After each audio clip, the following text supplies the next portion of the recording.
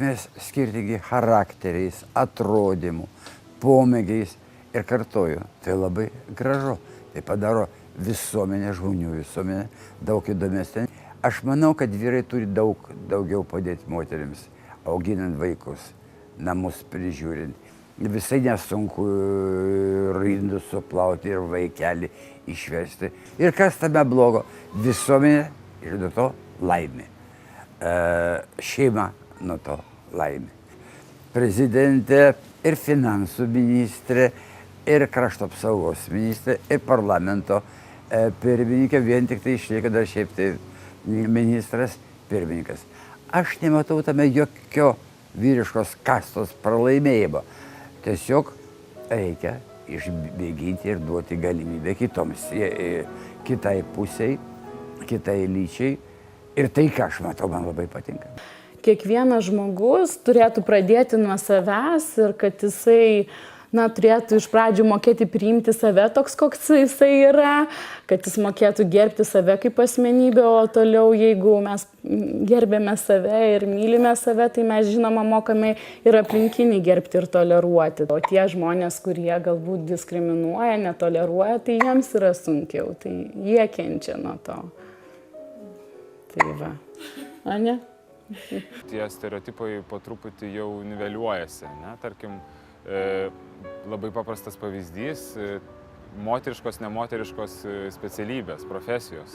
Ir tuo metu aš net negalėdavau įsivaizduoti, kad autobusą, tą zilą ar kokį ten galėtų vairuoti moteris. Bet su laiku dabar jau nieko nebestebina, jeigu įlipi į autobusą ir matai moterį, o jeigu, tarkim, į taksi įsėdi, tai pamatai moterį, man yra dar maloniau, nes aš tikrai man žymiai greičiau užsimezga pokalbis.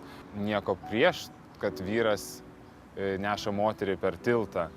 Bet man atrodo pasitaiko dabar tikrai atveju ir mačiau ne vieną, kai moteris neša vyrą ir tai yra labai gražu. Ar vyras gali būti vaikų darželio auklėtoja, o ar moteris gali būti vilkiko vairuotoja, man atrodo, tokių klausimų net neturėtų kilti. Jeigu aš galiu, jeigu aš gebu, jeigu aš pakeliu, jeigu aš paimu, tai aš tai ir padarysiu. Į tave žiūri kaip į moterį, o ne kaip į žmogų. Negaliu pakęsti tokių situacijų, nes man atrodo, mes pirmiausia esam žmonės, o tik paskui jau skirstomės į lytis. Netgi turėdamas savo verslą, bandau įsivaizduoti dabar, jeigu yra moteris dirbanti ir vyras. Aš niekada neišskirsiu, kad vyrui mokėsiu daugiau, moteriai mažiau. Vis tiek mokėsiu pagal tai, kas kaip dirba ir kas ką padaro. Tai niekada nesakysiu, kad yra normalu, kai atlyginimas yra skirtingas vyrų ir moterų. Aš tikrai niekada nepasakysiu, kad vyras yra protingesnis, moteris kvailesnė, ar atvirkščiai. Niekada negalima sakyti, kad vyrai vairuoja geriau, moteris blogiau, arba vėl atvirkščiai. Daug ką mes gyvenime darom skirtingai ir kitaip. Arba labiau norėtųsi, kad iš tikrųjų vaikų auginimas pataptų, kaip sakyti, privilegija. Vienu atveju tai čia visuomenė, o kitu atveju, kad šeimoje tai būtų bent abiejų susitarimo reikalas. Kas yra dabar po truputį tai vyksta. Lyčių lygybės problema labai aktuali Lietuvoje, todėl kad žmonės dar nelabai supranta, kas yra lyčių lygybė. Jie iš karto ima kalbėti apie fizinius skirtumus, o čia mes turime aiškinti apie tai, kad kiekvienam žmogui, nepaisant jo lyties, turi būti sudarytos vienodos galimybės skleistis visuomenėje. Jeigu valstybė padėtų šeimai, vyrui ir moteriai derinti profesinę raišką ir rūpestį šeima, būtų nuostabu. Štai čia ir būtų lyčių lygybė.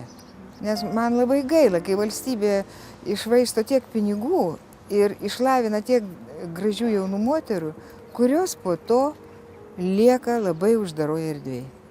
Sveikinu Lietuvą ir Europos Sąjungą dėl to, kad šis institutas bus šalia mūsų.